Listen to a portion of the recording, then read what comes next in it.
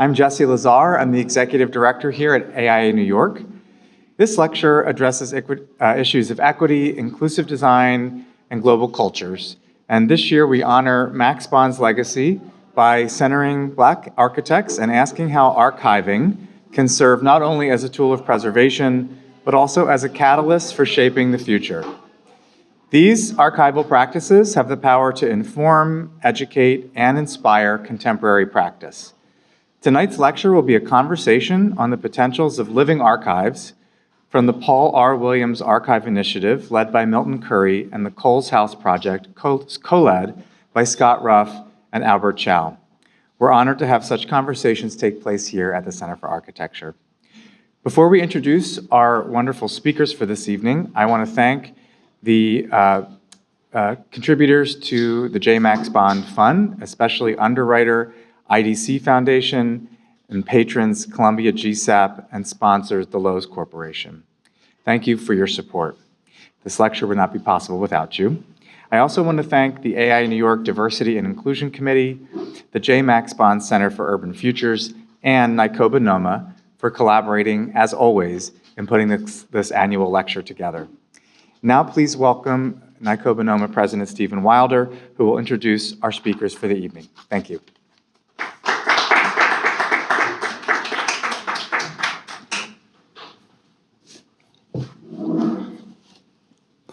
Hello.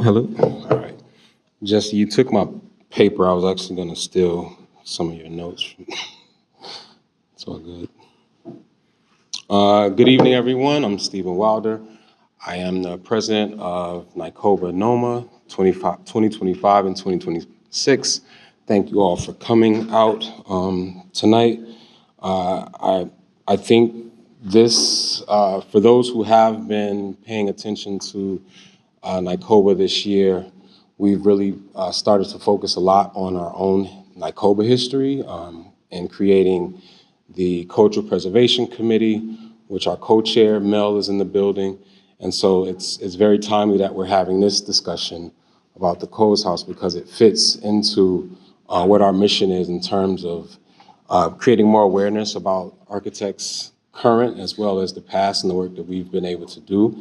And so I'm really happy that we're able to have this discussion. So I want to introduce today's panelists.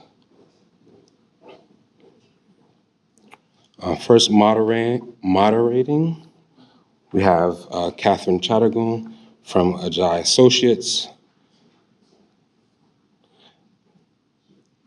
Albert Chow, who's not with us. He's on Zoom. Okay. Scott Ruff, co-director of Coles House Project.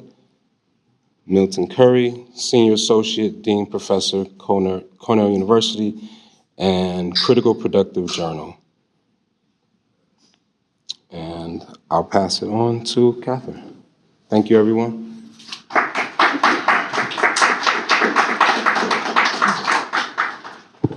Hi, everybody. My name is Vanessa Aliseachuki, and I'm here to slightly interrupt, but also to give a thank you on behalf of Sean Rickenbacker, who couldn't be here tonight. But he's the director of the J. Max Bond Center for Urban Futures at the City College of New York, Spitzer School of Architecture, and this is a collaboration with that organization, and I'm a proud alumna of the City College of New York, and also a member of NYCoba NOMA and AIANY New York, so really excited to be here tonight to support this event. And I wanted to also give a shout out to some of our past diversity and inclusion and NYCoba NOMA presidents in the room. If you wanna just raise your hand or say hello. There you go. Thank you. Thank you so much for all the support. And we look forward to tonight. I'm going to turn it over to our moderator, Catherine Chartigan, now. Thank you.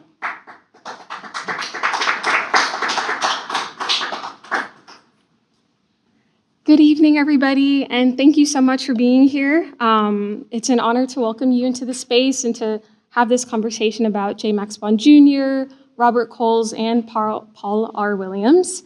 Our moderators will each be giving a short presentation, and then we're going to have time for a discussion. So I'll be brief because I want to have time for their amazing work to be shared. So without further ado, I'm going to pass it off to our first speaker, Senior Associate Dean at Cornell University, Milton Curry, the wonderful Milton Curry. Thank you, everybody.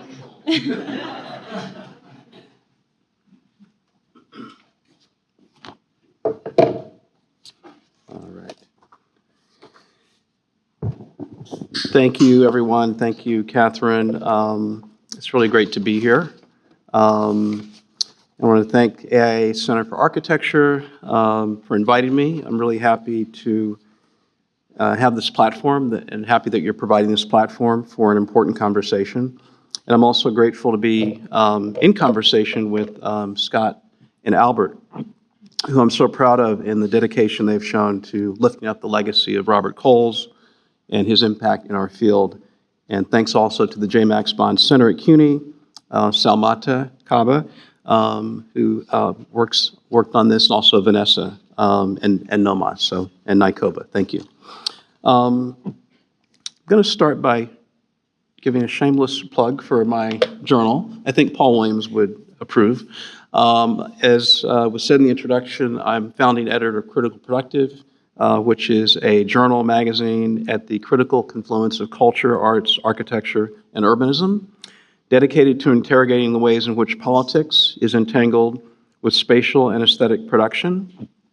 Critical Productive's mission is to mobilize the consciousness and potential of unfinished social movements through the publication of peer-reviewed creative work and scholarship. And you can find us currently at MIT Press website to purchase or subscribe to Critical Productive.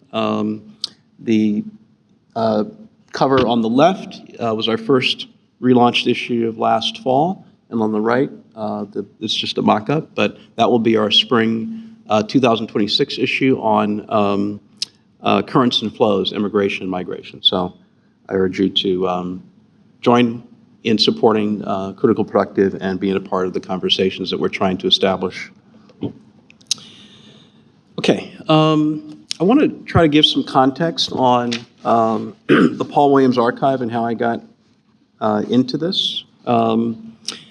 And I first want to say that being on the East Coast for most of my professional career and then going to the West Coast and leading the architecture program, architecture school at University of Southern California as dean for 5 years, I understand that California is not in all of your minds here in New York all the time. So I want to kind of start by saying that contrary maybe to popular belief, Los Angeles is very, the LA community is very invested in historic preservation and have been for a long time. The Los Angeles Conservancy has been very aggressive and very active in identifying properties and projects and buildings that need preservation. They've partnered with universities and others to save historic structures. I partnered with them when I deaccessioned one of Frank Lloyd Wright's houses. So they're very involved and very integral to the conservation preservation community in Los Angeles. The Getty Foundation through the Getty Conservation Institute also is very active in that space. And particular to our conversations today, they started a Conserving Black Modernism project in 2022 with a $4.6 million grant in partnership with the National Trust for Historic Preservation's African American Cultural Heritage Action Fund, led by the great Brent Leggs, who just received another $40 million gift from Mackenzie Scott for his work. So that's based in Los Angeles, at least the Getty effort as part of that. And then at USC, where I was dean, they have a Master's in Heritage Conservation program, longstanding program. Allison Rose Jefferson, who may be familiar to some of you, who came out of that program, authored the book Living the California Dream, African American Leisure Sites During the Jim Crow Era, very, very substantial research book based on leisure sites and how African Americans navigated the racial segregation to provide themselves with sites for leisure. was a graduate of the USC program. Also, the Gamble House in Pasadena was gifted to the School of Architecture in the 1960s by Joseph Gamble. I de-accessioned that house in 2019 to a nonprofit. Thought that was the best way to preserve the house and to keep it moving forward, but that's an important element. It's a Green and Green building. And then the Samuel and Harriet Freeman House in Hollywood Hills, which was gifted to USC in the 1980s, but sustained a lot of damage during the Northridge earthquake. I de-accessioned that house in 2021 with the help of the LA Conservancy to a private individual who's going to be renovating and giving the resources to the house that it needs. And then we get to Black architects. Robert Kennard, who was head of the Kennard Design Group, which a firm that ran from the 1950s to the 80s, was a graduate of USC. You may recognize the name. His son, he has two daughters and a son. His son, William Bill Kennard, was FCC Commissioner of the Federal Communications Commission under President, I believe, Barack Obama or Bill Clinton, and has just stepped down as chairman of AT&T. Robert Kennard was a major architect in LA. His archives are at UCLA. Roy Seeley, great Black architect in Los Angeles area, James Garrett, James Silcott, Norma Sklaric. These are just some of the unsung heroes, so to speak, of Black modernism that were in and around the Los Angeles metropolitan region. Gail Kennard, Robert Kennard's daughter, is working on a biography of Robert Kennard that hopefully will be out in the next couple of years. So really just giving a little bit of context on LA and that it is involved in the questions of preservation and conservation. So as Dean of the School of Architecture at USC from 2017 to 2022, I made a decision to acquire the archives of former USC student and architect Paul Revere Williams. FAIA, Paul Williams was born in 1894 and died in 1980. Following an extensive consultation with his estate, led by Karen E. Hudson and Paul Hudson, Paul Williams' granddaughter and grandson respectively, and with the Getty Research Institute, I led a joint acquisition of the Williams Archive in 2020, resulting in the establishment of USC and the Getty Research Institute as co-owners of the archive.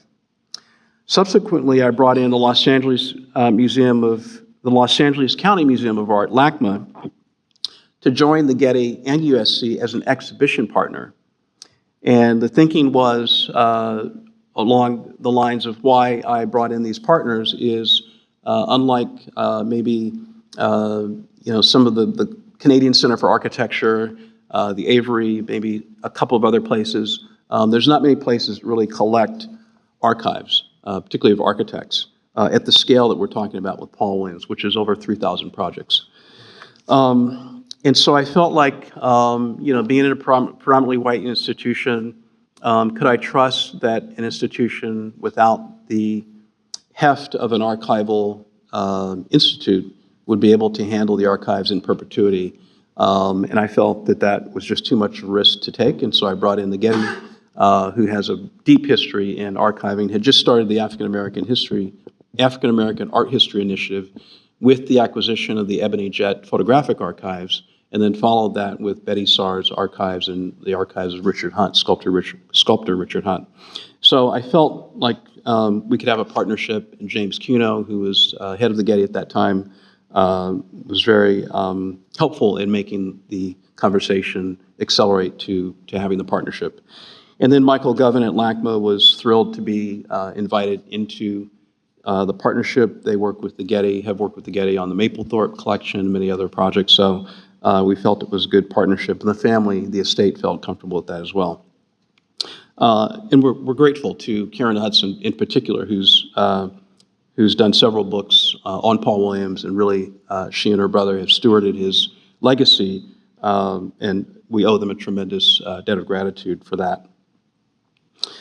The archives were a pandemic acquisition, and came in 2020 when there was not that much paper around, and it has taken about 5 years to get all of the drawings. They came in 300 tubes. It's all drawings, there's no models. And those had to be unrolled, they had to be set up and to get the conservation of them in terms of mold in some cases, but most of the drawings are in good shape. There's a lot of blueprints, there's a lot of hand drawings, so it's really a great asset. And as I said, over 3,000 projects are there, and the public will be able to see those shortly after everything is set up in the archives. As part of that initiative, and the reason the partners are brought in is to, I would say, reintroduce Paul Williams to the community. When you live in Los Angeles, a lot of people know Paul Williams' work. His houses have a large provenance to them. They get sold at very high prices at a premium because they're well crafted, they're well designed, and even the smaller homes are quite rich in architectural qualities.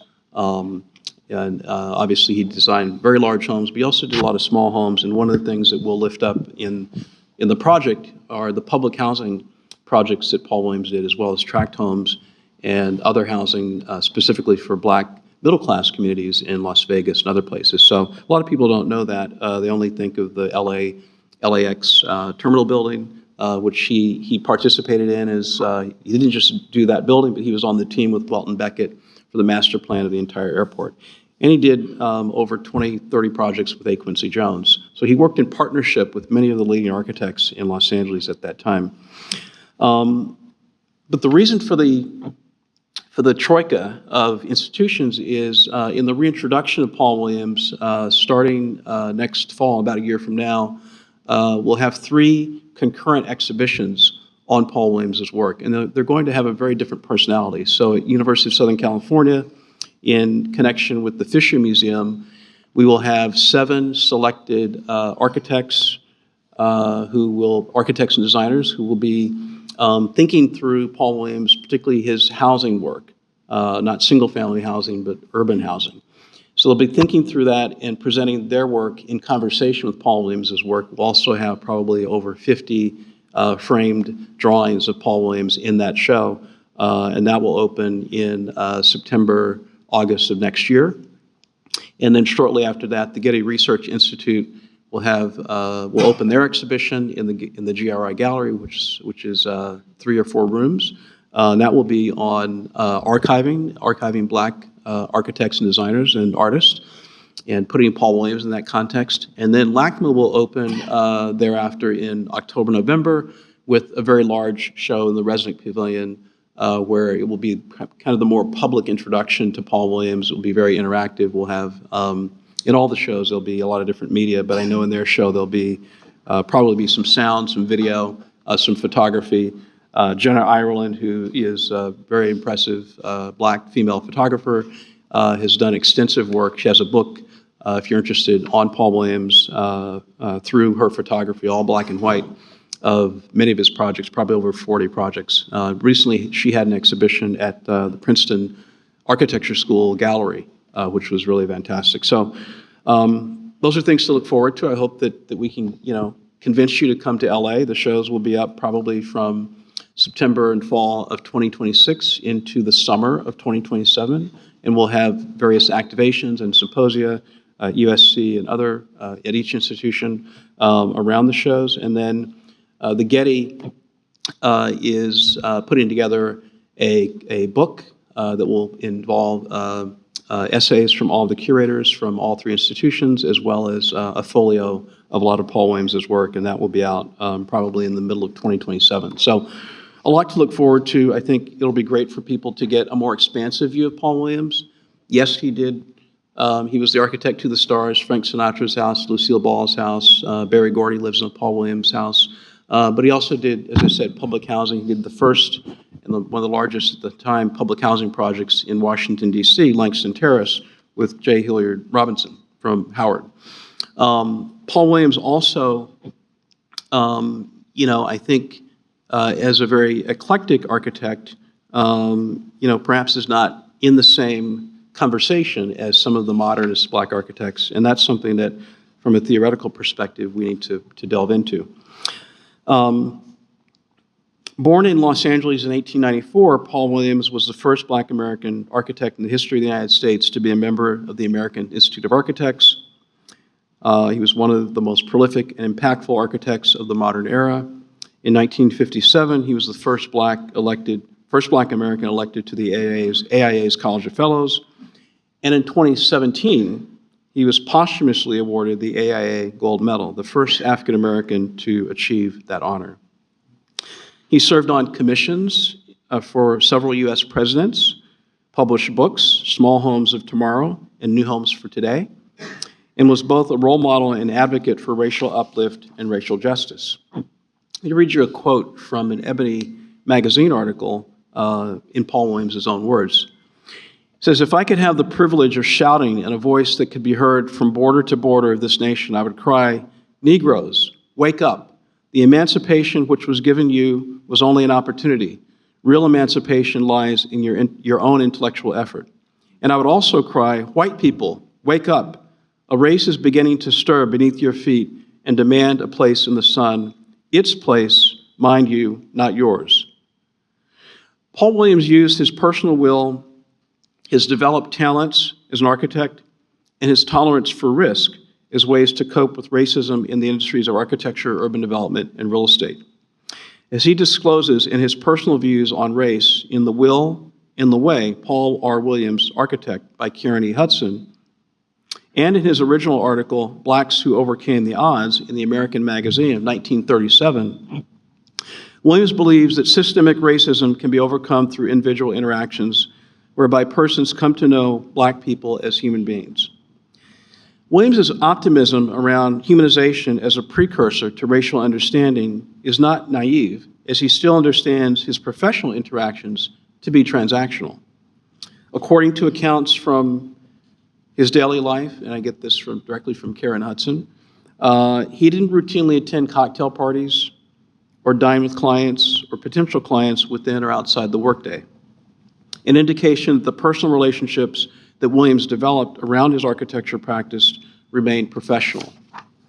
Like many of his generation, including my father, who was a Black physician in Central California from the 1950s to the 1980s, Williams believed in racial uplift and Black respectability. These two pillars of middle-class Black American life, representing a positive Black identity and collective advocacy, while assimilating to the social norms of the dress and behavior of the white majority, were and are coping mechanisms for surviving virulent anti-Black racism and the more subtle forms of racial discrimination. Williams is one of a number of successful Black architects who worked in the post-war period. He worked on, as I said, the Langston Terrace dwellings in Washington, D.C. in 1935 with Hilliard Robinson. He was also the chief architect of the Pueblo del Rio neighborhood located on 52nd Street and Long Beach Avenue in South LA, and built to house Black American defense industry workers in the 1940s. This mid-century project was designed by the Southeast Housing Architects, which included Richard Neutra, Gordon Kaufman, Adrian Wilson, and the firm Werdeman and Beckett. Williams was architect of many other public housing projects and also collaborated with well-known architects such as William Pereira, A. Quincy Jones. He employed and mentored architects, our own J. Max Bond, and also Robert Kennard, among many others. Williams, understanding the system as formidable, actively participated in public and political boards and commissions focused on housing and urban development, and engaged in his own commission work to democratize architecture. During the post-war period of housing booms, Williams was utilizing the media to both market himself and his practice. In 1947, he joined the board of Broadway Federal Savings and Loan, run by his father-in-law, because, quote, "for too long, white-owned banks had kept Negroes and other minorities from getting home loans, a practice called redlining." Paradoxically, Broadway Federal, a Black-owned bank, would become the only bank willing to finance Pierre Koenig's Stall House, an iconic house by Pierre Koenig, situated in what at that time was a racially restricted covenant zone of the city of Los Angeles. So a Black bank underwriting a Pierre Koenig house when no other bank would in in an area that is restricted, racially restricted zoning. While Williams was not perceived as being as progressive as some of his counterparts, such as Max Bond, Robert Kennard, or J. Hilliard Robinson, I would say he maintained a stance that was not incompatible with the standard bearers of the civil rights movement at the time. Through racial uplift, Black respectability politics and racial justice were inextricably connected. There are ruptures in the profession centered on how Black architects approach these subjects. Separating personal and professional lives was one way. To be agnostic about the race and class of one's clients while attending to the civil rights movement as a private citizen, or conversely, attempting to use your work as an architect as a weapon to wield against racial discrimination, and thus merging the personal and the professional. The history of Black architects working in the modernist era, who were educated as modernist architects in the purest sense of that term, really has not been written. As this history is uncovered and fuller narratives emerge, we will have to wrestle not only with the fissures between Black architects and their tendencies toward either one or the other of these two poles, but also their deeply held beliefs in the social promise of modern architecture as an antidote to the social ills borne largely by minoritized populations and the poor. And so that's why I think the work that is being discussed here is so important. I'll just run through a couple of slides of, I want to address partially the eclecticism of Paul Williams that he's critiqued for. And, Le Corbusier, before he was the modernist icon, also was a very eclectic architect working in different genres. And people like Carlos Villanueva in Venezuela was doing classical architecture before he did his masterworks, which include the Federal University of Caracas, which is a very modernist archetypal project. So Paul Williams is no different in that regard, and we shouldn't think of him as any different in terms of his eclecticism. He was also very interested in, I would say, a kind of futurism that's represented partially by this kind of monorail project in Nevada, Las Vegas, but also other projects where he was dealing with experimental aluminum in aluminum houses, for example, that were happening in the post-war period. He also, some people may not know, had an office in Latin America and did work in Colombia. This is a hotel that he did in Colombia. And then, of course, the connection that I think you'll be seeing emerge, at least in our show at USC next year, and then some of the commentary that we're engaged in will be the aesthetic connections and thinking about the single-family homes. This is Frank Sinatra's house that Paul Williams did. Thinking about the single-family homes and the aesthetics there relative to some of the public housing. This is Nickerson Gardens that Paul Williams did, and then a series of other images of public housing projects. So that gives you hopefully a little bit of a sense of his work and kind of the approach that I took in trying to bring his work to the public and trying to facilitate his archives becoming more available to our community. So thank you.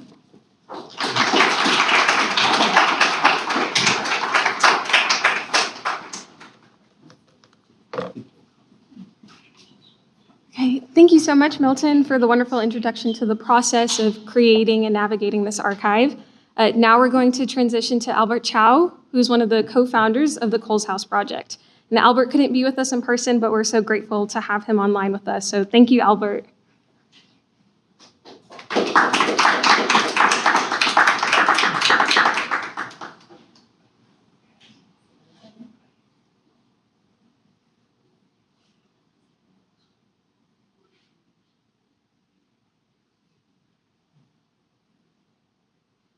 Well, hello everyone. I wish I could be there with you in person, sharing space, but in a way this feels appropriate.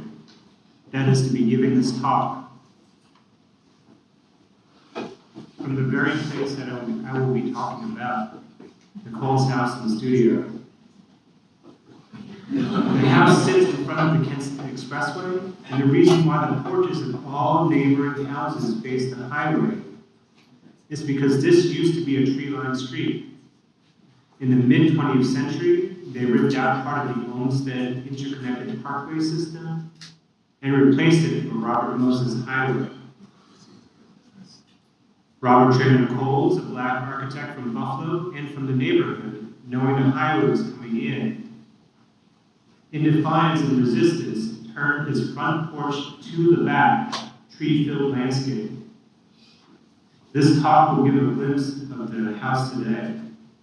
So my name is Alan Chow. I, along with Scott, are the co-directors of the Coles House Project, an organization that preserves and stewards the Coles House Studio and Gardens and continues the legacy of advocacy and activism in architecture.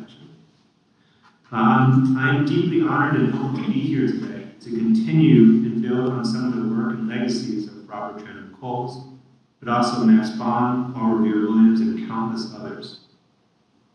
So thank you to the organizers, NYCOBA NOVA, AIA Center for Architecture, J. Max Bond Center at CUNY, and the AIA Diversity and Inclusion Committee for this opportunity, and also a special thank you to Vanessa Alicia-Chuki.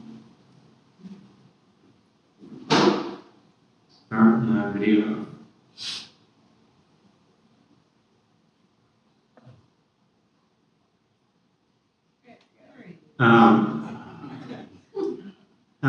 Hi everyone. So the Coles House Project lifts up and nurtures Robert Traynor Coles' legacy of advocacy, activism, and architecture through public programming, community-driven design, and architecture and planning. We intend for our work to bring social justice to Buffalo's east side and beyond, and to model and inspire design, preservation, and conservation that brings investment, health, and well-being.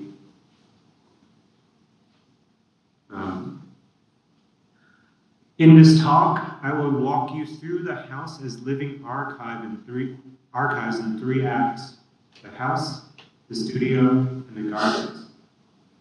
Strands from each act, house, studio, and gardens, are interwoven and will shift between the hyperlocal, the house, and also through broader contrasts, the city of Buffalo, social movements, and beyond.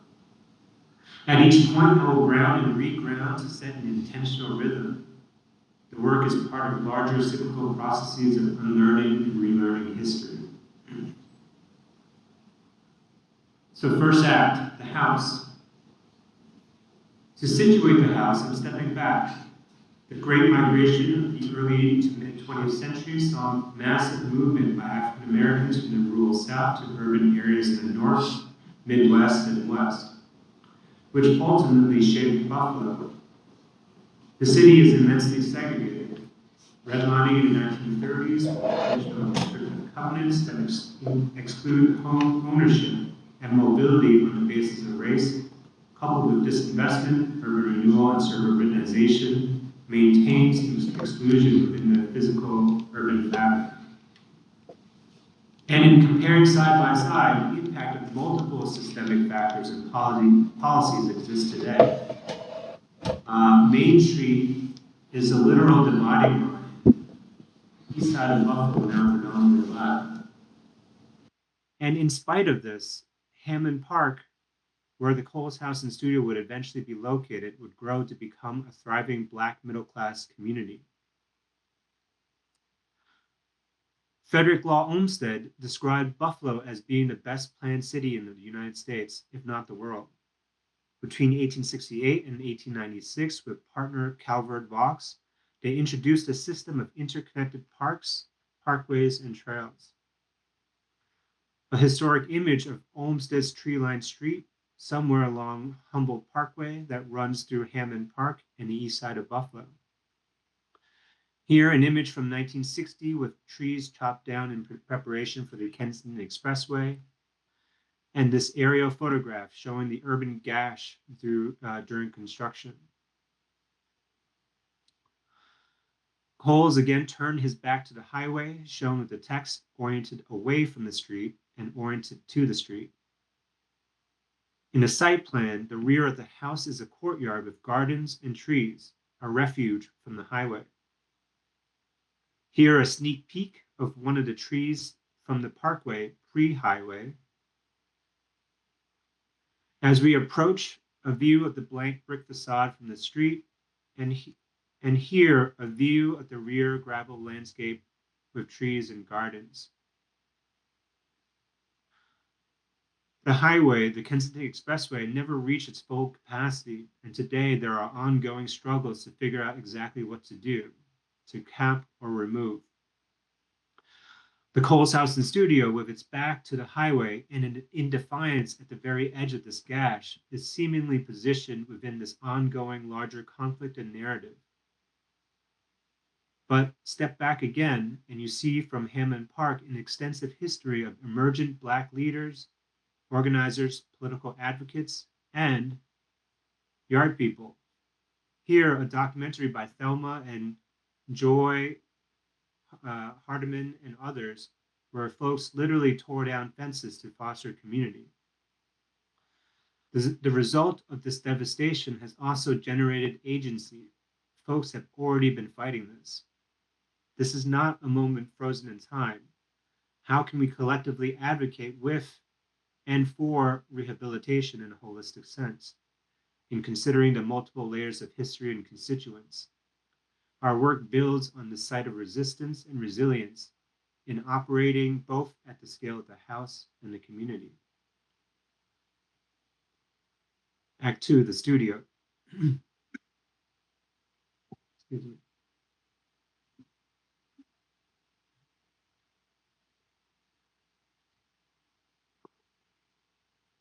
Robert Tranum Coles is a Black architect and was the first African American to be the chancellor of the AIA. He was also FAIA and one of the co-founding members of NOMA. He hired many people of color and gave them opportunities at a time when there was very little.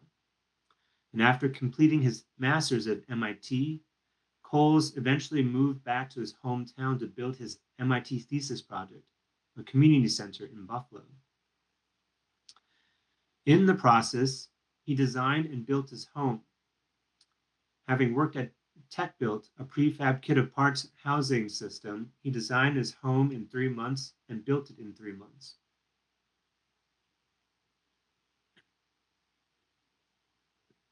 From inside the living space, no windows look toward the street. Instead, the views are guided to pebble landscape courtyards with trees and sculpture. A 1979 feature interview shows Coles fully moved into the space.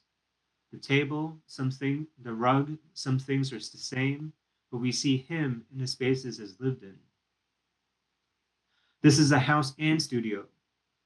He began his architecture practice in the studio in 1963. Here we get a snapshot of staff around drafting tables. And probably similar to Milton's talk, one anecdote I've heard, almost all Black architects that are from Buffalo and are practicing or teaching have gone through his studio, gone through his office. And lastly, meetings spill out from the studio and into the house as boundaries between practice and domestic life blur, typical architect. Coming back from New York City in 2020, I only learned of Robert Tranum Coles when I moved into his house. As a UB architecture alum and a current instructor, I have begun integrating Coles' work into my teaching. Here, this house and studio serve as a grounding point for reading and discussion. Students retrace this legacy and social impact shown in this map of his Buffalo projects. In the first 2 weeks, we ran around Buffalo to the different sites and made pamphlets and zines. For the final review, they led critics and reviewers on site visits. Here we are outside of JFK Recreation Center, his thesis project. It was the students, again, that led the critics and reviewers on these tours. And the house and studio became the site for their final review exhibition. How do we learn from the past, understand the present, and vision a future? How do we foster agency? For the review, we also had 12 reviewers participate, 4 of which had gone through Coles' office. Our ambition is to restore and rehabilitate the house as a communal space and a space for the community. This is not a house museum. We are not merely preserving a house or the memory of an individual. We bring folks, neighbors, gardeners, organizers, architects, planners, and more into the house. And we collectively converse on the porch about pertinent issues and new imaginaries for the community and the neighborhood. And finally, Act 3, in the gardens. Here is an image taken by Jalen Wright in 2024, last year, for the National Trust for Historic Preservation. And this previous image in 2021, a year after I moved in, it takes only a year for the growth to come in.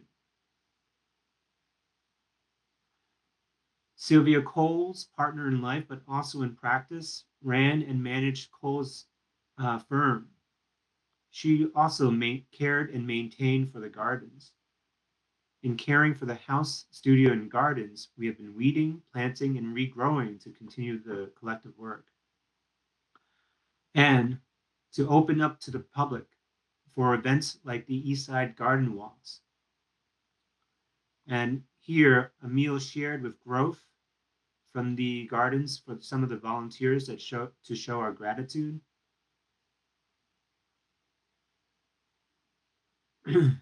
Additionally, we have been hosting open house events to bring folks in to see and gather at the house.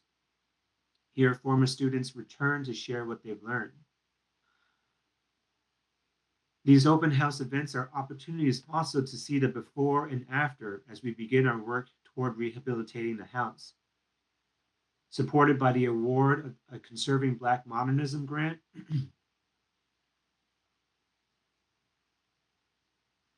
excuse me, a partnership between the National Trust for Historic Preservation and the Getty. And we are excited to announce that Simple Design Studio Architects, Brooklyn-based firm here with Tiffany Simple and Joseph Torres, will begin their work at the house. This work expands outside as we walk the neighborhood and as we organize a gathering around home, a 3-day convening coming up in November with tours, oral histories, collective meals, and conversations, and, as necessary in Buffalo, a Bills game. The larger ambition again, the work extends into the city. Here, a snapshot of the Lanigan Fieldhouse edition by Coles. We also uplift. We brought folks to this year's NOMA. It was awesome. Keisha Patterson, who had worked for Coles, is now a licensed architect. Simini Bryce, who I have had the pleasure of co-teaching with, and Ryan Petrine, former students that are now working, and subsequently also designed this T-shirt, this Coles House T-shirt that I am currently wearing and that we brought to NOMA. And I would be remiss to say that this work is not done in isolation. Of note, my incredible gratitude to Dark Matter U, a BIPOC-led network of organizers, designers, and educators that advocate for anti-racist practice and pedagogy, Jesse Fisher from the Frank Lloyd Wright's Martin House, support from the Mellon Foundation Humanities in Place program, and the great Mr. Esterfine Green of Hammond Park Community and Taxpayers Association, Kat Tyler of Empty Coffee Cup and Cafe, and so many others. But I must stop. But this just goes to show you that the caring of this house and the building of this community is a collective act. So if any of you are ever in Buffalo, let us know. We welcome you to the house. Thank you.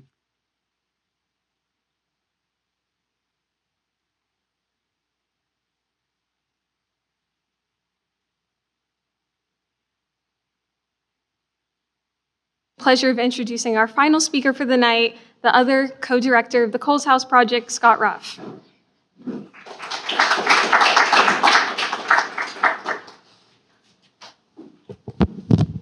Good evening, and I'd like to thank the organizers of this event. And actually, I just need to make sure I know where the buttons are. So yes, I'd like to thank the organizers of this event and for inviting us to speak about this just monumental and auspicious kind of undertaking that Albert and myself have been a part of.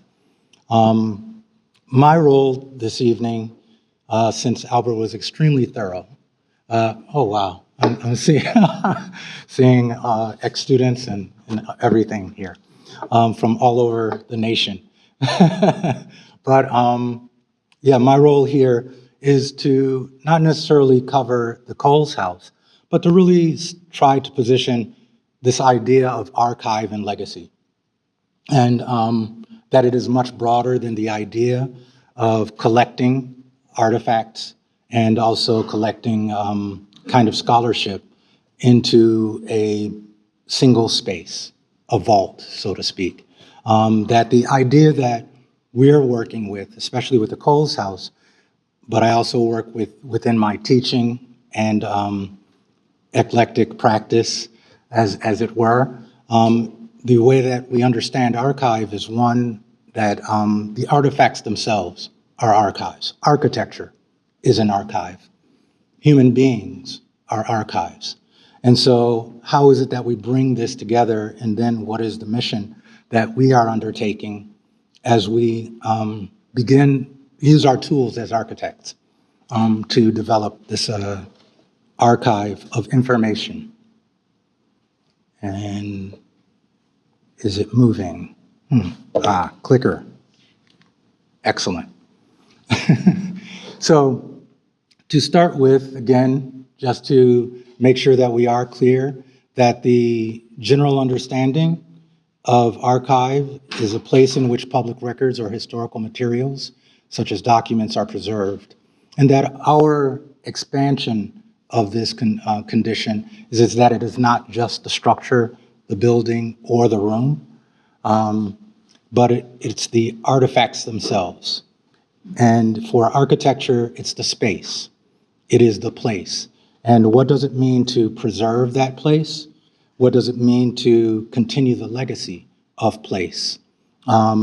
Because preservation and legacy are not always the same thing.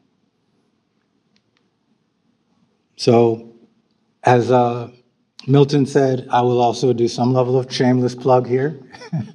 I'm going to present, in this presentation, I'll present the archiving process that one might undertake through scholarship and dissemination, through publication. And I'll show then a series of other ways through teaching and also through praxis, practice and praxis, that we address archive, or that we may address archive as architects. And so in 2020, I was fortunate to work with a number of people. I will preface this with, all things I do are in partnership with many, many other people. It is not a singular act. Sometimes people ask, like, Scott, how are you doing 8 things at one time? Because I'm working with 500 people. So all of a sudden that becomes very easy to do somehow when you really understand it in those terms. And so I had the fortunate activity of developing this publication as editor and also one of the authors. Within this publication, In Search of African American Space, our question was really one that wanted to look at it broadly, not just as architecture, but to look at the publication as one that brings to question how is it that African Americans engage space, how is it that we produce space, and how is it that we utilize it to our needs. This document here, which is an act of preservation and archiving, to have this document and to be able to see a document such as this, is showing the insides of a slave ship and The book begins with this, if we were to talk about some aspect of African American space, it is to think about what were the qualities of space that African Americans were expected to be within when we were first brought to the United States. What were the conditions that African Americans navigated during that process and soon after that process to develop home? What were those conditions that African Americans occupied as we migrated throughout the country to the north and to the west and into urban areas and into the 20th century? And so the book asks, how do we memorialize an event that is still ongoing? How do we remember, and how do we continue? And so it operates within a framework of what's Fred Moten and Christina Sharp have, and others have noted as Afro-pessimism. And so we continue, despite and also because of the experiences we have had. Making space out of no space. This is a quality that we have had to endure and had to perfect and or at least engage in the act of how do you make something out of nothing, a place out of somewhere where people don't expect it to be. The book looks at museum. So the African American Museum in Washington, D.C. This is a chapter in which I wrote and authored, which I explore within that work. I compare and contrast the structure with Monticello, looking at these two structures. One that was meant to hide, the Monticello piece, was meant to hide the African body and the African experience. And then the African American Museum, which is meant to celebrate how it's located on, and talk about it in terms of its location, its form, its symbolisms, things of that nature, and its impact. Memorial, to look at memorials. So within the chapter, there's the African American burial grounds, the African burial grounds here in New York City, designed by Aris architects, Nicole Dennis, and also Rodney Leon. And Rodney Leon was the author of this chapter. The Gate of Return, which is located at the UN here in New York as well, designed by Rodney Leon. Architecture and archive as a cultivated, preserved space. This is the, yes. Thank you. The funny thing here is that I work with Weeksville every single day. But this is a Weeksville Heritage Center, designed by Caples Jefferson, landscape by Elizabeth Kennedy. Extremely important to mention the landscape. Elizabeth Kennedy, decided to incorporate and identify Hunter Fly Road, which is an indigenous pathway that flows through Brooklyn, New York, and that's an extremely important moment and piece that holds together the entire composition. As you may or may not know, the Weeksville Heritage Center is not only this new structure, but it was created to preserve 4 houses from the 18th century. These are the 4 houses. This is the landscape, creating a surreal experience that takes you across at least 3 centuries, if not more, of history while you stand within that space. Caples Jefferson architects. Sites, so archives, sites of revisioning. And so the book also looks at, has a chapter by Yolanda Daniels in which she engages a space in Brazil and looks at that space and develops an installation that recalls the experience of this space being used as a prison and encampment or an encasement for enslavement. And this is artist using the site of the Weeksville Heritage Center and developing a project that deals with the idea of redlining and, again, revisioning, rethinking as what is it that our experiences have been.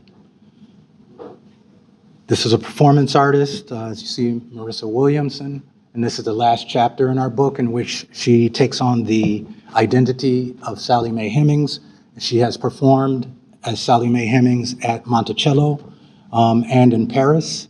And as you know, there are kind of historic figures as they kind of role play the kind of experience of Monticello, but they do not have Sally Mae Hemings, the mother of a number of Thomas Jefferson's children.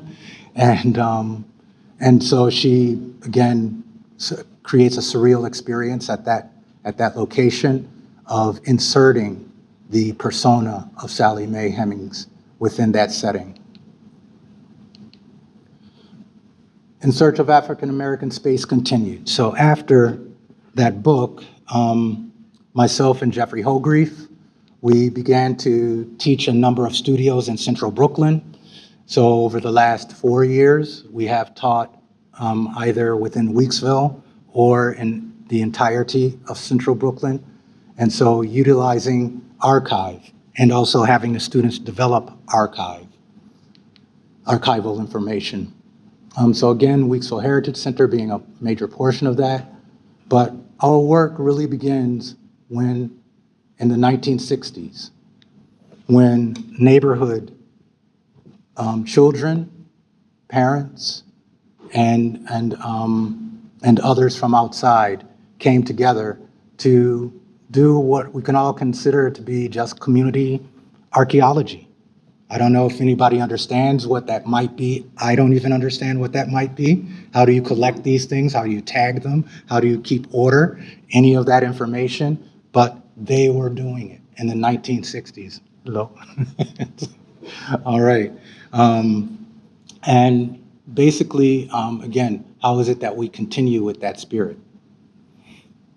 So Weeksville, located here. This is the contemporary, or this is the largest boundary of Weeksville that it ever spread out to be. Right now, we understand Weeksville to be primarily the Heritage Center itself. This is the Lenape Trail that passes through Weeksville. This location right here is approximately where the Weeksville Heritage Center exists right now. So we have students looking at that. During our archival process and our design process, so archive and design are intertwined. But one of the things that we're looking to do is to not have the kind of gap that we have from, let's say, the 1800s or early 1900s all the way to the 21st century of information about Weeksville. So part of our mission is to interview and to record and to document as architecture students, as architects. And so we've connected with Bethel Tabernacle AME Church, which is a church which was established in 1837, actually in 1827, before Weeksville was incorporated. And it's still, the congregation still exists. And we interviewed a number of its congregation. And those members range from the 1950s when they grew up in Weeksville area to the 1970s and 80s. And so we try to trace and map that information. I'll try to leave here for a second so that you might be able to read. This is a quote from one of the interviews. And you see right now, there's an empty lot. At the time, my family had a house there, and the Catholic Church bought that property and removed it. And that's when we moved to Bergen Street. On the corner of Dean and Schenectady was the candy store. And of course, like I said, the Catholic Church, they bought all of that. And that land is still empty now. And so again, really trying to develop a mapping of history that has kind of been lost, but we're trying to reclaim it through mapping. It has developed coursework in which we ask students to rethink what happens, what if Weeksville had continued as an African-American space? What if Central Brooklyn had continued as African-American space? So students are reimagining Ebbets Field, reintroduced into Central Brooklyn, you know, as it sits with housing. I'm going to try to speed this up. So students are developing ideas of how is it that we might re-inhabit, ideas of what we call counter gentrification. So basically developing the space before outside agencies come in to develop the space. Looking at areas such as Brownsville, studying, again, it's an urban organization, but also trying to study what types of new interventions may be placed within it. So student work. Looking at Bedford-Stuyvesant and the redevelopment of park spaces and what happens when you activate a park with more than just trees. Developing a high school program. And one of partner, Charisma, is also here, developing a high school program during 2020 and 2021, working with students who went to school in the Weeksville area, but didn't realize that they were living on hallowed ground. Legacy. Work in New Orleans. Again, another African-American path that was developed, that existed within New Orleans, the first road, Bayou Road. And right now the patrons, or not the patrons, but the owners of businesses along here at this time, you know, weren't seeing a lot of traffic, and they were like, how can we get some of that Jazz Fest traffic through our space? And so we started to develop pamphlets and ways and map and wayfinding modes for them to continue to develop along Bayou Road. Not everything is architecture, some of it's landscape, other types of space interventions. Working with Mardi Gras Indians in New Orleans. During Katrina, many of the Mardi Gras Indian groups, upwards of 43 organizations at this time, 43 organizations, they lost all of their cultural garbs, the Mardi Gras Indian suits that you may have seen if you've gone to New Orleans at any given time. And so this particular group wanted to do a couple of things. One, honor the legacy of Donald Harrison Sr., who was the patriarch of the family who had passed away, but also create a space, a vessel to preserve the artifacts of their organization, of their culture. And so, again, if anyone knows about Mardi Gras Indians, it was a great honor to work with them. They are a secret society in which they, again, do not impart much of their information to very many people, but they did work with us very closely. This is a project that was design build while I was at Tulane University. And again, a number of classes that took place over a course of about 2.5 semesters for the design build. It's a multifunctional space, but continuation of legacy. Any of you know Donald Harrison Jr., famous saxophonist, Grammy Award winning, Christian Scott, another. So this family is steeped in New Orleans tradition and music. The work that we did there was then used to help develop plans for a Mardi Gras Indian village and receive a $500,000 NEA grant. And Bacontown, finally operating as a developer, currently a project that's on the board, so to speak, in Maryland, between Baltimore and Washington, D.C., is a small town known as Bacontown. Mariah Bacon founded this town in 1864. She was freed from enslavement and settled around the plantation area in which she resided.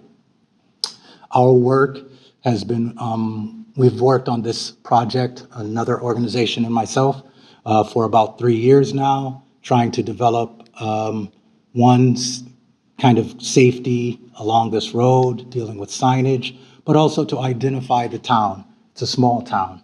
And also develop the campus, starting with Mariah Bacon's house, which is in this cluster of trees, completely unrepairable at this time, but we are looking to possibly not restore it, but to redevelop it as a project, possibly working with local colleges. That would be Morgan State. The church, we've received a $180,000 grant from Maryland Historical Trust to repair and also develop an addition to the church, which also resides across the street. It's the first church. The church was designed in 1911, but it is the same congregation that existed in 1864. We were successful in having the state place a plaque in front of the house. And again, as we continue to seek funds and also develop the kind of network to reimagine or to rebuild the house. And as I said before, it's overgrown with trees through its foundation and rotted wood for all of the rest of the structure. Again, this is kind of archiving through many aspects of what do we do, what do we use our tools as architects to really engage the act of preserving, of continuing legacy, and yeah, just making sure that we continue. That's it.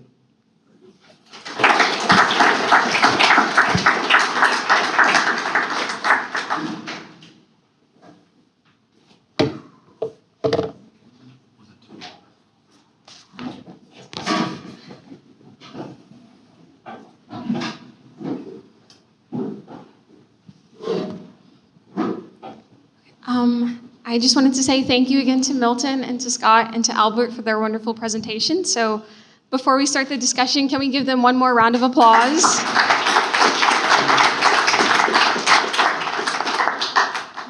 And I just want to thank you for the wonderful work that you all are doing in preserving this history and making sure that these stories are still being told.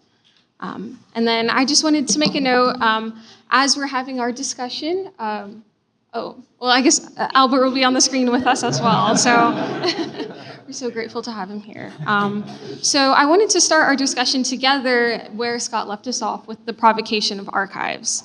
So, as Scott so clearly defined for us, archive is, a space, an actual item, and I love the way both of you presented, and Albert as well, presented archives because it gets to archiving both being a noun and that it's like this physical repository and the object, and also being a verb, that it's an action, that archives itself are a political act, and it's a methodology, and it's a way of being and operating. So I'm curious for all of you in your work, shaping archives, navigating archives, and in Albert's instance, living in the archive, what has your work taught you about how archives behave and operate, and has that experience changed the way that you guys teach or practice or move through the world?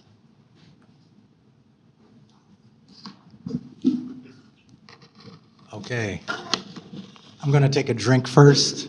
For some reason, something got into my throat. I don't know if it was dust or something. I don't know. Would you like another Ricola? Ricola. Thank you. But so it definitely has changed the way I teach. And again, change is a strange word because once you've taught for a number of years, you're always evolving. I've come to realize that I've probably always been working in archive in some sense. Definitely always been working in legacy. So from the time I was a student and having to do thesis work, the first thing I wanted to do was, how do I put our stories into the built environment? How do I construct those spaces? And so I'm originally from Buffalo, New York. that's partially my connection to the Coles House. And so, again, my thesis work to develop a center in Rochester, New York, Frederick Douglass, because he resided there in his end days. And so I've always been interested in this idea of legacy, narrative, and how is it that we bring that to form and experience. And so, but engaging the Coles House project in particular has definitely made me more acutely aware of how important preservation is, not as just an act of research to move on to building something new. I was educated as an architect. We're educated to make new things. But it's made me realize that sometimes the preserving of those things that already exist is just as important, if not more important sometimes, than making that next thing. And so how is it that the next thing might relate to the existing context? Yeah, so that's one way it's engaged or touched me. Yeah, it's a good question. I think I'm not an architectural historian, so I'm more of a theorist. And so I think from early days of going to graduate school and then teaching, I got into kind of thinking about race and architecture through other means outside of our discipline. So literary theory, cultural theory, critical race theory. These were, for me, the entrees theoretically to start thinking about our own histories as they are embedded with other histories and other ideologies, modernism being a major one for this conversation and for the discipline. So I think that's kind of the origin story of my own kind of intellectual journey. I think at this point, having to confront an architect that I'm ashamed to say I didn't know very much about when I arrived in LA or even previous to that, in Paul Williams, and learning about his work, I think the revelations are that the work itself is speaking to all the issues we're talking about. So it's not, there's a lot of things around or surrounding Paul Williams as an iconic architect, but what I'm very proud of in the way that we're approaching the kind of reintroduction of Paul Williams is, particularly the exhibition at USC, will be 7 voices that will be speaking through his work to talk about their contemporary practice. And I think archiving is both a kind of forensic activity, but it's also kind of speculative activity. And I think that through the speculative work that is also thinking critically about the corpus of Paul Williams's work and the specificity in some cases of materiality or aesthetic choices, that's going to give, I think, the public a different view of how architects, particularly architects who are thinking about issues of race and the city and urbanism, can access, how the public can access that thought through visuality and through spatiality and through an exhibition, which is innately public and civic in some ways.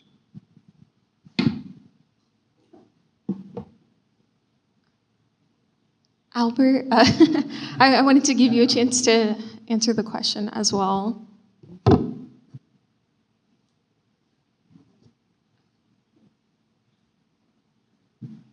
I'm sorry, I'm still not used to the Zoom world. Went back into Zoom world. How has it changed how I live and practice? I live in it right now. It's both a beautiful thing. I bring people through. I think I do a lot of, bring people in and pontificate and talk about the history, but some of the amazing things that have happened are, I start talking and I see, the reaction of certain people that come through, and I can already tell that they have been here and they know the space. And so when that happens, I just go to them and start asking them, okay, you tell me what you know, and we can start sharing back and forth all these different stories. So in terms of, teaching, many times I'm looking to others to kind of, fill in some gaps or also talk about their own experiences. So for, being in this position, it's both really fortunate, but it's an ongoing process of building this archive, building this experience, building trust with the community. And that has been really wonderful, but is always ongoing. So. Something that I loved about all of your responses is, as you guys are getting ready to, have different gatherings and share the work that you're doing more, that you got to this idea of archive as encounter, and you're creating more opportunities for people to encounter the work. And I wanted to go back and ask you all, do you remember the first time that you encountered Robert Coles and Paul Williams' work, and what resonated with you and what that meant to you?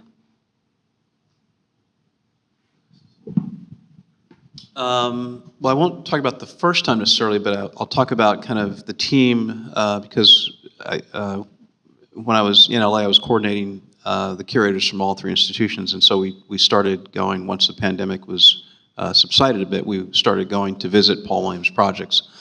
What was really interesting about that is we visited some very large houses by Paul Williams, along with some institutional projects, including Founders Church. But we visited relatively small houses by Paul Williams. And what was amazing was, as an architect, we always preach that, to a client, we can do something smaller but amazing, right? And Paul Williams was doing that. And he was, from our kind of information, was kind of also borrowing tradespeople and others who were working on, for example, large stained glass windows in a very large house, multiple versions of that. He might bring them over to a smaller house to do just a very small window in an entryway in a small house that was fairly affordable, relatively speaking. So I think that was really interesting of seeing, through engaging the work, how he was practicing at multiple scales at the same time.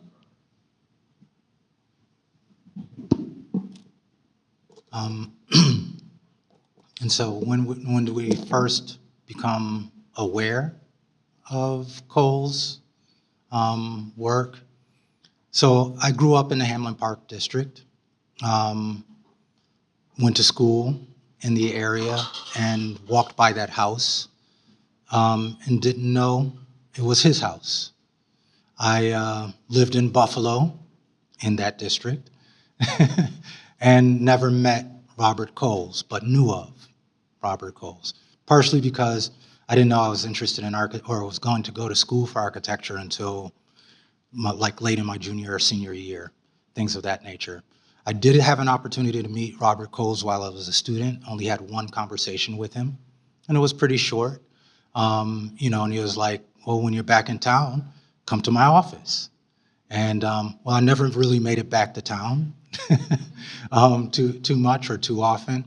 But, again, that did resonate with me. I did, again, see images of his house online because by the 1990s, he had made sure that his house was registered as a historic space. Early 2000s. And you started to see some of the images online. And so I started to become more familiar with it through there. And so really I would say that, and everyone, since I was from Buffalo, would ask me, oh, you know Bob? You know Bob? I was like, yeah, no, not really.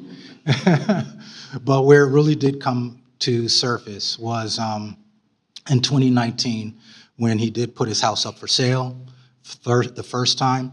And, I wasn't in a position to make a bid, put a bid on it. And an ex-student of mine did call me up from Buffalo, and he's like, hey, I think you'd be interested, but I couldn't afford it. And then it came up for discussion. I received 2 phone calls.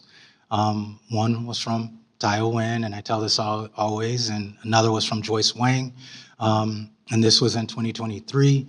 And, they both came in back to back, 2 text messages. Got to jump on a Zoom.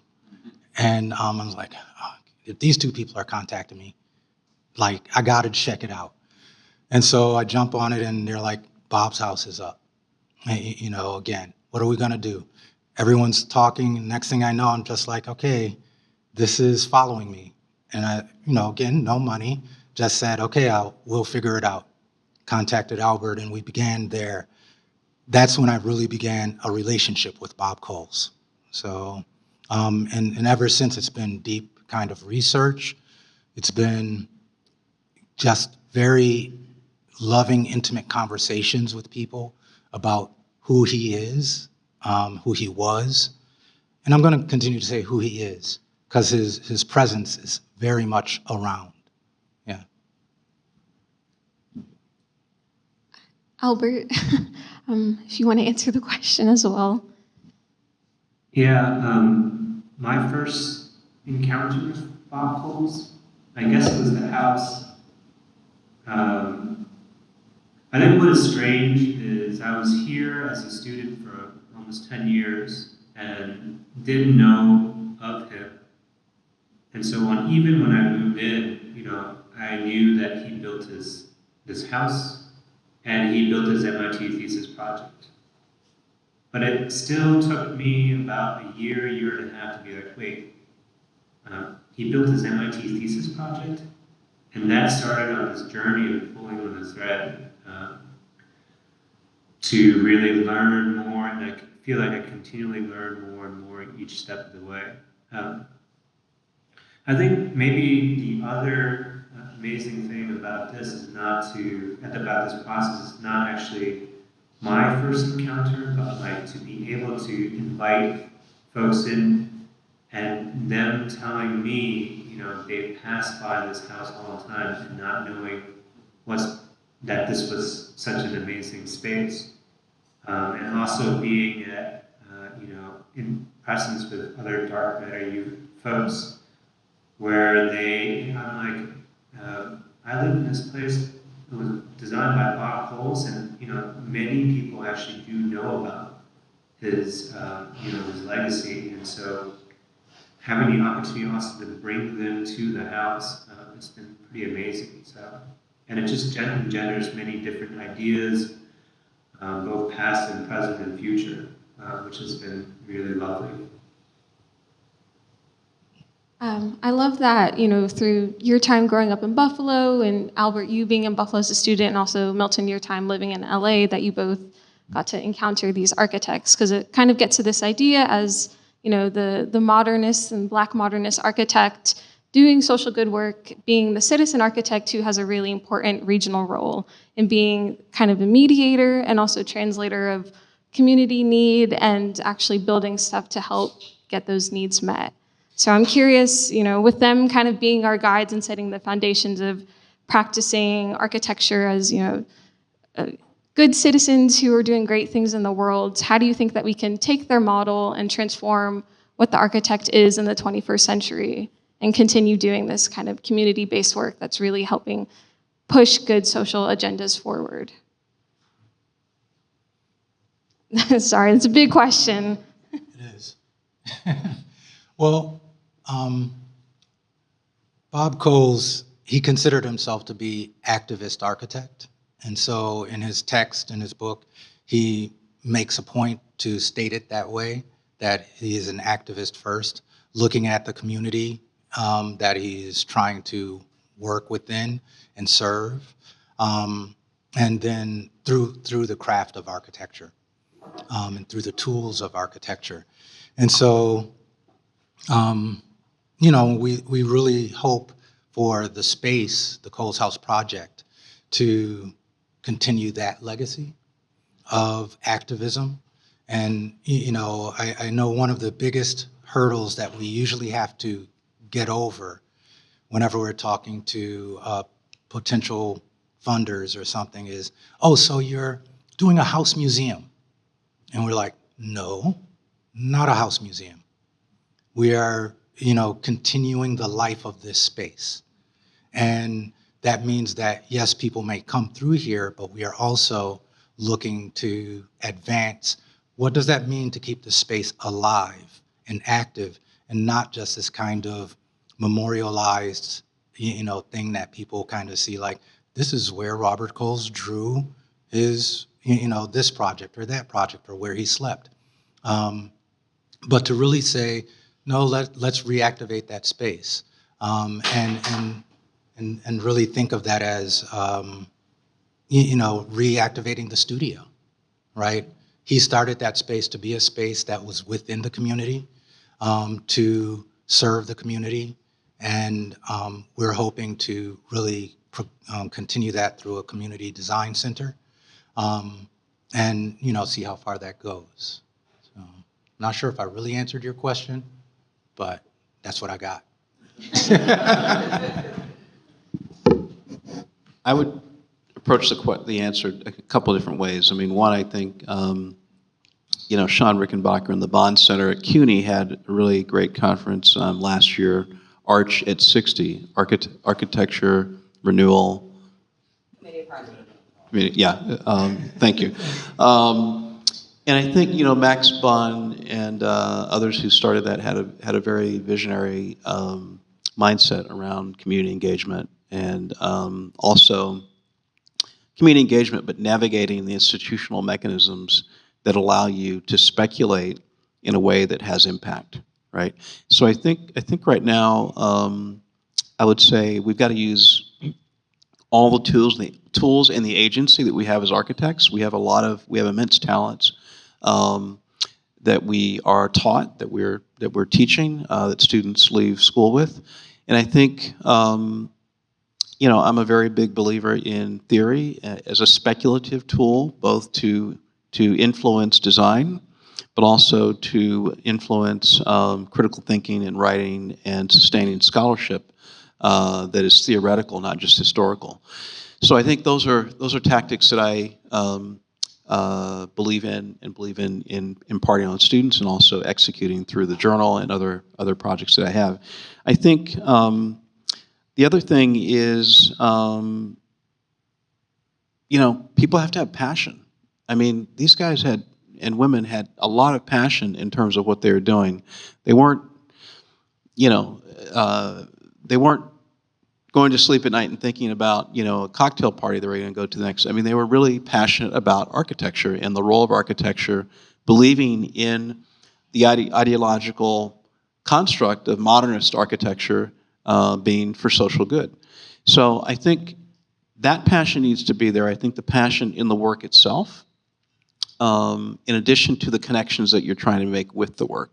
So I think even in looking at the archives of Paul Williams, our team is looking at the projects, at the drawings, at the sections, at the plans, at the models, looking at the work itself. And I think that's really important for students to acknowledge that it's in the work that you're going to derive the most important impact to then connect with communities, connect with institutions, and others as constituencies for the work.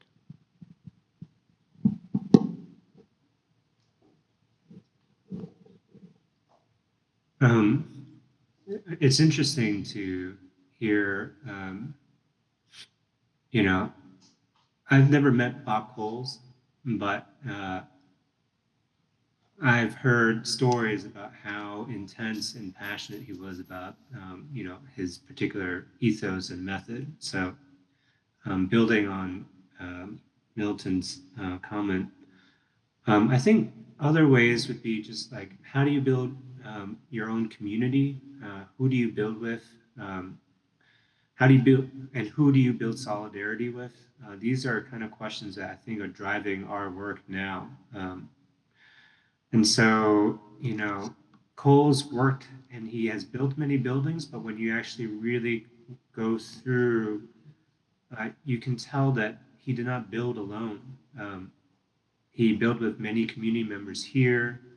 He brought many people in, and, though there could be tension sometimes, he was there with and trying to build with community. And so to not go it alone, this is not an individual act, as Scott has also said in his talk. I wanted to shift the conversation a bit to get back to the title of this event, which is Legacy and Practice. But I first wanted to interrogate something that you said, Scott, which is, that preservation and legacy are two separate things. And I wanted to just give you a chance to speak more on that and kind of how you define the two and distinguish their similarities, but also their differences, as well as our other panelists. Give you all a chance to speak on it as well. Right, yeah. Their similarities and their difference, right. Especially as we come to preservation as a profession / practice, we start to say, yes, it's this artifact that is frozen at a particular time. And that is meant to engage a history of a thing or a place or a person or a set of people. And that's preservation. And again, it's related to legacy, but legacy is more expansive than just preserving ideas, because just as I was talking about our interest in the Coles House project, that we're really more interested in preserving the legacy, which is something that continually grows, evolves, and changes. It changes with the times. It looks different. It acts different. So this house is not going to be a house again, a home. It's not going to be a home in which a family resides within. It will be, this time, more practice than home. In its earlier incarnation, it was more home than practice. And so, and I'm sure we'll find home there as well. We already have. And everybody that comes there is family. And, but that speaks to this idea of legacy that can be something that is brand new as well, right? But it is within the spirit and also within the tradition of culture or of a memory. Yeah. Just quickly, I think a lot of the intellectual work around the Paul Williams Project is really trying to be a corrective for the perception that's in place now, right? Which I believe is a caricature of him. So I think, the team is all three institutions are very clear that, we've got to expose the full breadth of his work and legacy, not just the homes for Frank Sinatra. And I think that's probably the most important first step that we hope people come out of the exhibitions with is, wow, this is somebody who's a lot more than just the fabulous homes that he did. I mean, very well designed, but he's a lot more than just that, right? I think that's the first way to re-interest, I don't know if that's a term, people in his legacy, but also in going to see the buildings. There's quite a few buildings that are around from him in LA and other areas. So I think hopefully that will unlock a process of reconnecting Paul Williams to really the canon of modernist architects, as opposed to thinking of he's kind of an exotic figure who did these luxury homes as a kind of black guy sketching upside down so he didn't offend clients. I mean, that's what is currently, and he's much more than that. So I think that correcting the current incomplete notion of what his legacy is part of that project.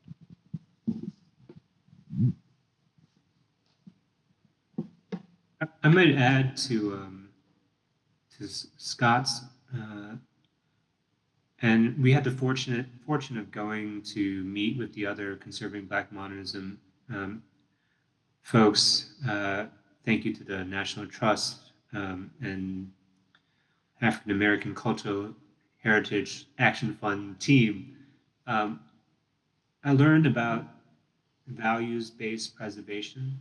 So these are the intangibles. And so, what is important beyond the physical materiality of the building? And, so the values are what drives our, our decisions moving forward. How do we engage in this work? And that, I feel like, has been kind of a new way of looking at preservation beyond just the material. And that, I think, in parallel to Scott's discussion of legacy, helps frame the work that we do as we move forward. And then just building on what you all said about legacy, thinking even more expansively, legacy also gets to not just the work of the architects that we're here talking about today, but the people who helped them do the work that they were doing.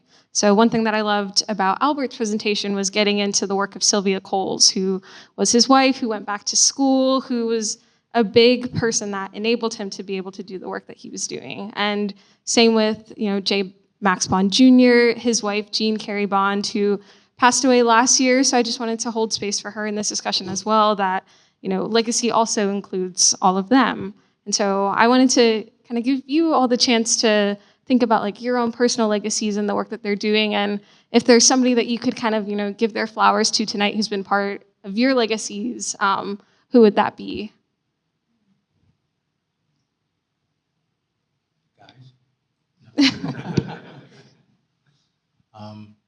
And Albert, do you want to go first, or? Sure. I think I personally have been moving away from individuals.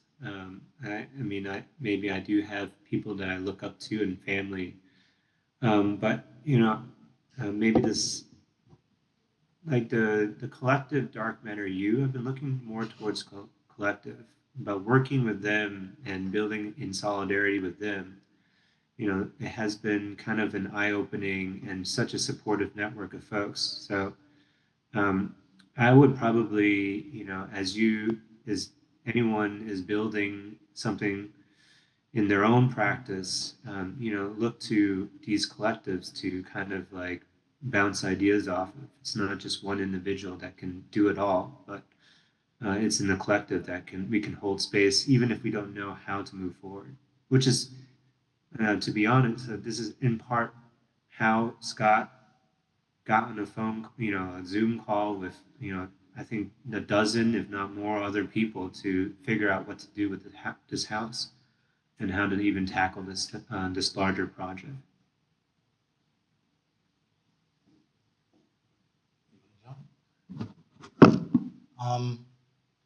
I knew this question was coming, and there's always so many people at some level, but today I would like to guess, I'm thinking about Richard K. Dozier, another Buffalonian, but he is someone that I did have the honor of speaking to more often. He's a scholar, historian. Again, it was his prompting that, as a student, reading some of his papers, made me think like, yeah, well, where are our spaces? What am I designing in studio if I'm not designing spaces that I might actually go to or get to in some ways? And so, Richard Dozier is a historian. He was also dean at Tuskegee and also at FAMU at a period of time. And he also passed away in the mid-2000s, the 2010s. And so, whenever I work on Bob Coles, which is every single day, every single second, minute, hour, I think about Richard Dozier as well, because and then as we're talking about archiving, him as a historian, and that how important that work is to record, to have the primary sources around for historians to then write, theorize, and also have discourse about the work. Because the work only grows and moves, or part of its legacy, if it is discussed and then evolves from those discussions. So, yeah. I'm going to triangulate through different generations because I think it's about inspiration, right? And I think for me, I'm very inspired by the revelations from working with Paul Williams in the archives, his granddaughter, who I spent a lot of time with in order to build the trust.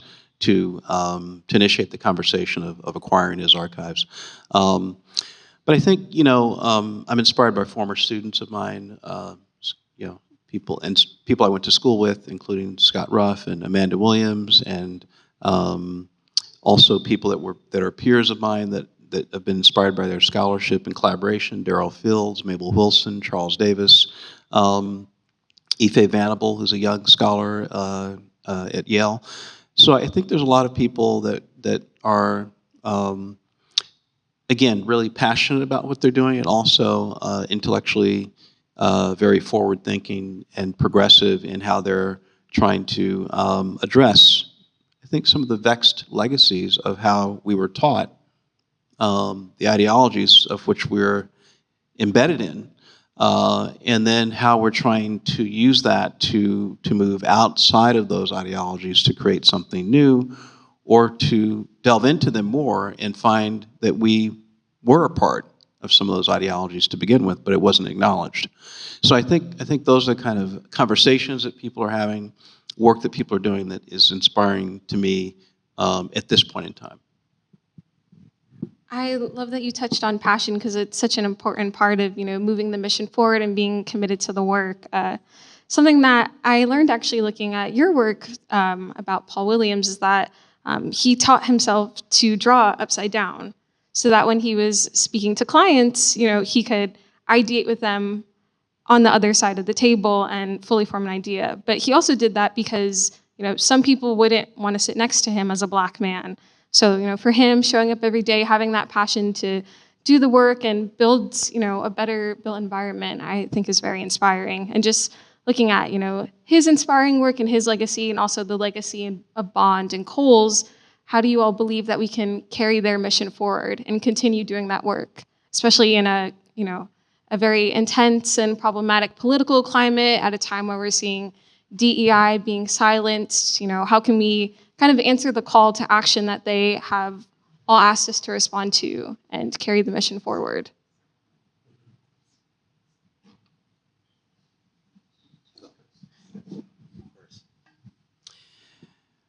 Well, again, we have agency as architects where we have a lot of agency and impact in the built environment, despite the misinformation. The built environment is still problematic for many members of our communities, and people of color and low-income persons. And so I think there's so much work still to do. And I think our forefathers and foremothers would have us move through this moment in the way that they moved through moments of similar peril, is to buckle up, be proud of your heritage and the histories and the shoulders we're standing on, and continue to move forward. How do you do that? I think being activist in your ethos around the work that you're doing. I think speculation can also move you outside of the precise moment into more of a paradigm. And so that might be able to kind of move beyond, trying to address the issue of the day, trying to address kind of how that issue is even landing with us, right? So I think there's so much to say about this moment, but I think why are we in this moment, right? We're in this moment because the advancement of people of color is seen as provocative to some in our American community. And so that, I think, the work that we're doing with the legacy of these architects and lifting up the history of these architects and the way that they were working, I think brings them into the conversation around how they too are part of the architectural community and not marginalized. And I think that is doing some political work, because when we think about being at the table and being institutionally present in the conversations that are affecting us, we have to take positions that are activist in their ethos, in acting in solidarity, as Albert said, with communities and constituencies that we care about. So I think it's really that simple. The hard part is, the impediments that are put in front of you, right? And despite the discussion of DEI and all these kinds of things, we're going to continue to move forward, and we have to.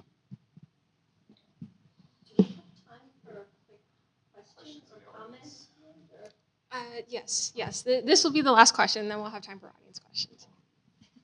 Okay, I'll try to be quick.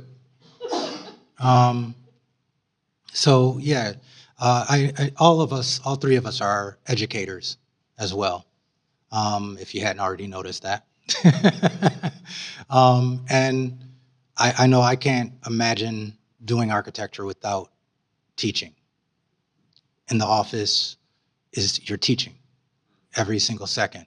Every time you're speaking to a client, you're teaching. Every time I'm at a meeting for the city, it's, and again, teaching, I'm also learning, but a lot of it is, wow, we need to have, a lot of education of the public.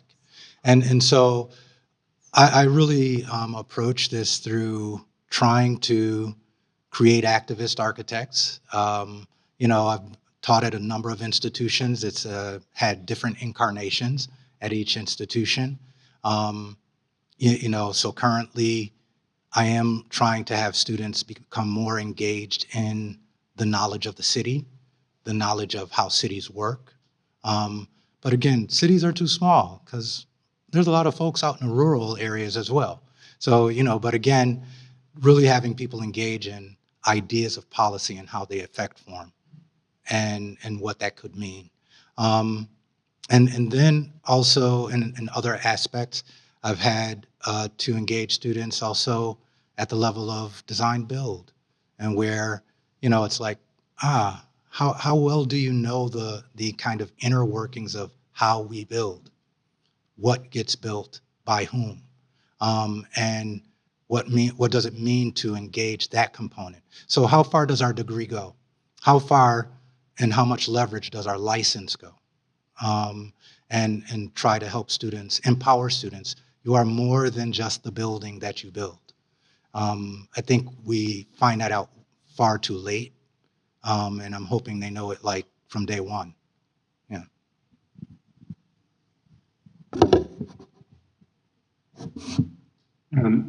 Maybe this would be the moment where I look at my students and be like, who here wants to be a preservationist? And then some people raise their hands. I never thought I'd be a preservationist, but here I am, like, in this position where it's not only about preservation, but this has happened before, and so looking to the past as guidance so that you can also understand the present and move forward into the future. And I love this idea of speculation, because we can also, writing of history is itself also a part of a speculative act. And so how do we re-engage, what is, right in front of us? How do I relearn or unlearn the things that that I take for granted? So that would be, some things that I would do. And in the spirit of collective solidarity that all of you have touched on, I want to open it to our wonderful audience that we have here for questions. And Samad is coming around with a microphone. Hello. Is this on, or should I just project? Project. Oh, okay. Historically and conceptually relevant to your incisive presentations and vital content, you might find this of interest. We, Art Science Complex, just wrote and created and broadcast a two-part program on our YouTube channel, Great American Architects, Still Unheralded and Unrecognized for Their Ideas and Innovations. We discussed the phenomenal Bruce Goff, who is an architect and architectural professor with a very wide body and legacy of students. He was at the University of Oklahoma, and one of his best students was Leon Quincy Jackson, the first African-American architect in Oklahoma, who, upon our research, we found was denied the right to practice architecture in Oklahoma just because of his race, not his phenomenal amount of talent. So, and Bruce Goff was likewise drummed out of his professorship, not for talent, because he happened to be gay. So there is a legacy where, you know, I believe most of the buildings that Leon Quincy Jackson had designed were destroyed or demolished, but I believe one still stands, and I believe it's the First Baptist Church in Capitol Hill in Nashville. So I didn't know if you guys knew or had any more. There's not a huge amount of information on Leon Quincy Jackson to put him in the context of our program, because we did a lot of work and we only found, you know, little bits of information. So that is the legacy of Bruce Goff's circle of students. So, yeah. Sorry, it was a little bit longer, but I had to frame it. So, Thank you. Just learned a lot there as well about Bruce Goff. All right, so my question is a little layered. I think pulling from something all of you said, you know, as architects, we're taught that the artifact, that like what we are to do is to create the building, right? The building becomes a thing. And I think you all have touched on sort of the traditional methods of preservation that are very focused on the artifact, whether it's the building or the drawings. I think each of you have been sort of working in that traditional preservation space. But as a person that's had opportunities to like be at the house and spend time with Bob, I think about like I went to school in New York State and my connections to both Max Bond, or even, you know, obviously learning about Paul Revere Williams, although backwards in school, right? Because he was not formally taught in any of my classes. And the things that stuck out to me is the anecdote, my favorite story that Catherine already brought up about how he drew upside down, or how if you've ever been to LA and you know that the Beverly Hills Hotel, that the script is based on his signature. I think of being in Buffalo and with Bob, everybody that came to the house when we were there for the studio having a Bob story, right? Like that was like the thing. And I wonder like how much of this work is about who they are as people, because I think of like what makes Max Bond, what makes these folks stick out in my head is, and I know I'm blessed, I've been involved in NOMA, I've had an opportunity to meet a multitude of people that have touched these people, that like what makes them important for me is all of the stories of the people that they've touched and all of the people they've worked with and mentored, becoming really important for me to like how I see them. And I guess my question for all of you is how much of their legacy should be stood up about who they were as people, like that they were important and therefore their work is important, and you can't divorce their work from them as humans. And how much of it do you think should really just be about the artifacts? And do we think it's even more important that we as African Americans, because of our history in this country, sort of stand up both, but also understanding in the context of today, cancel culture and how dangerous that becomes? And how do we sort of wrestle with the two? Because I think of another famous Black architect and like how people have sort of shifted their views on them recently based on newspaper articles. And like, how do we reconcile with that? I think it's a difficult thing. Because as a Black person, I know that most people don't remember the space, they remember the people that were in the space. Right? It's not about the church, it's about the congregation. And so how do we, if we're gonna work in this cultural preservation space, how do we reckon with the two?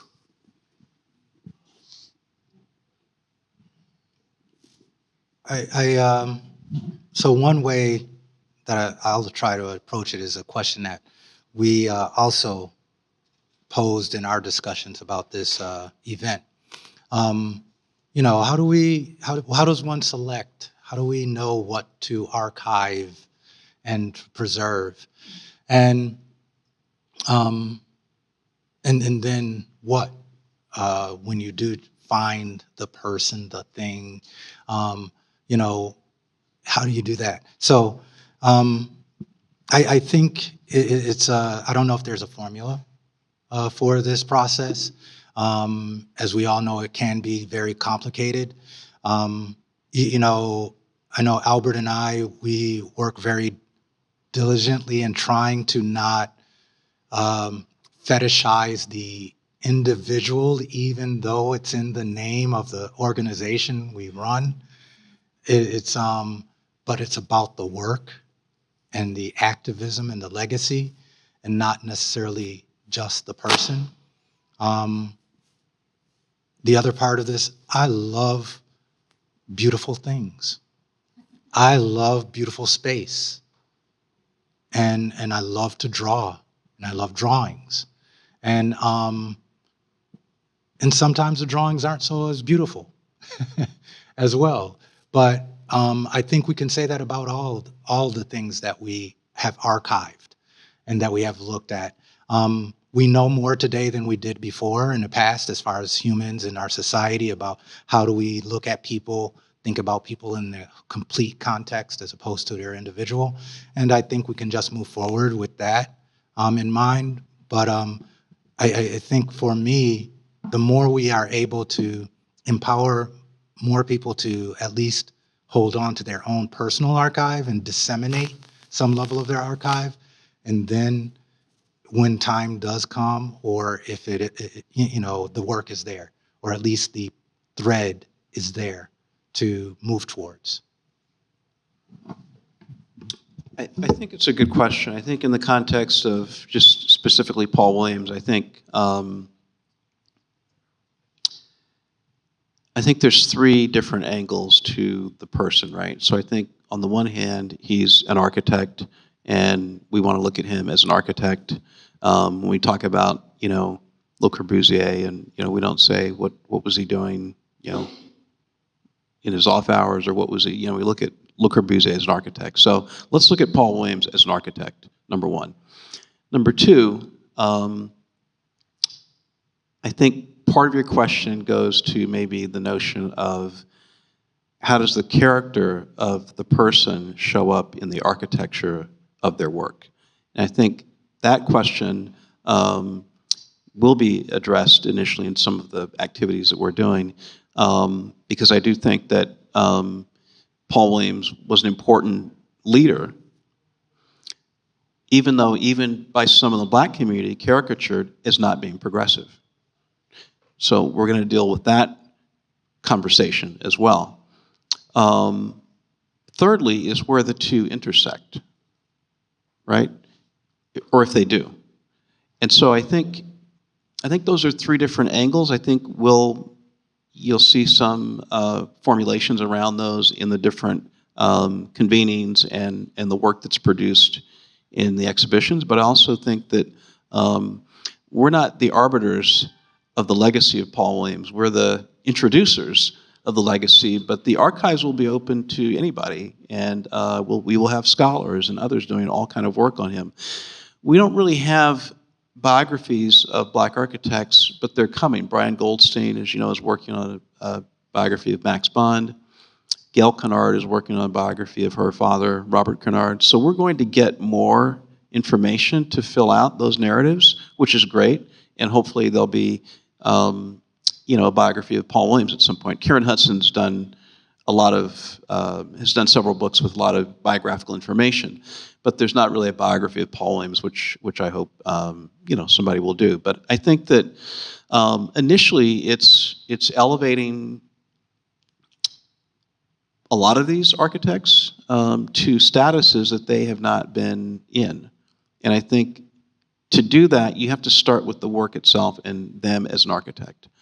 That's my personal position, because I think, you know, we get into, you know, he did this because, you know, there were impediments in his way because of race, and you get into the patronizing rhetoric that's put on us that then is a filter between the work. And so, no, I want to talk about the work relative to his contemporaries, A. Quincy Jones, William Pereira, Beckett, etc. Not all the stuff that went on around racism. That's a separate conversation that then can get connected, but I first want to talk about the work.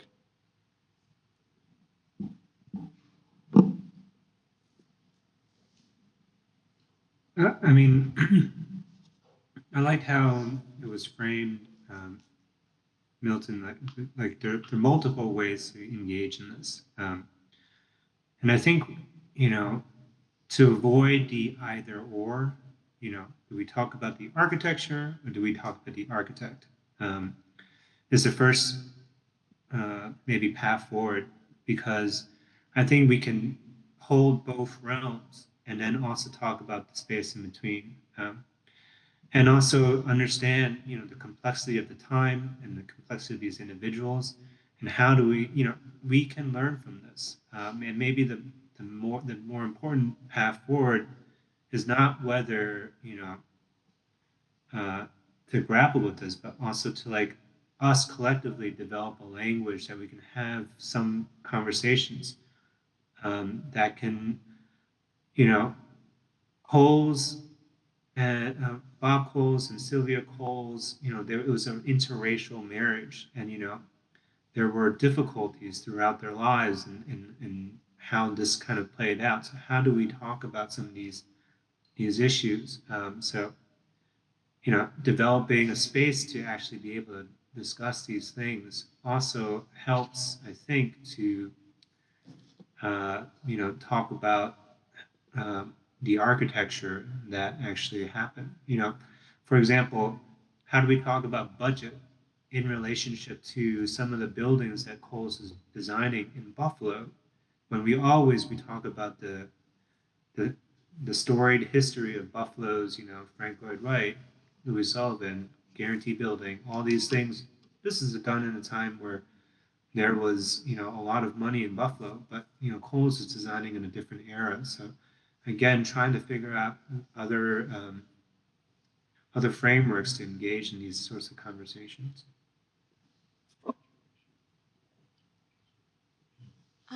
Okay, I think that's all the time we have.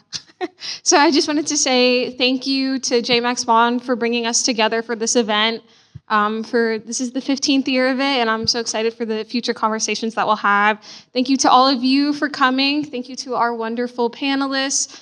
And yeah, and can we just get a round of applause for them?